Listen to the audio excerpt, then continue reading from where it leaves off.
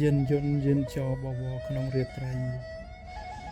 លើដងវិថីចំណីមរណៈកង់កញ្ចាស់ពុកទុកលើកូនដាក់ដើរឆ្លងគ្រោះថ្នាក់ស្ម័គ្រចំឡងពៅឡើងឃីវក៏ដោយ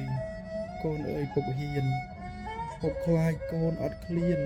ទៅហ៊ានឆ្លងទៅផ្ទះយើងនៅឆ្ងាយបាយពេលជប់ជ្រៅអាហារតាមផ្លូវពៅត្បិតពុកក្រខ្សត់ខ្លោចចិត្តអាណិតជីវិតកូនស្រីកូនតូចក្មេងខ្ចីខ្លាចចេះអំណត់ទឹកមុខក្រៀមក្រំស្ងប់ស្ងាត់កំសត់កូនដឹងពុកហត់អត់មានយំស្រែកពុកដឹងកូនឃ្លានមិនហ៊ានវិចារពុកមើលនេត្រាអរាស្ទើបែកប្រាក់រកថ្ងៃនឹង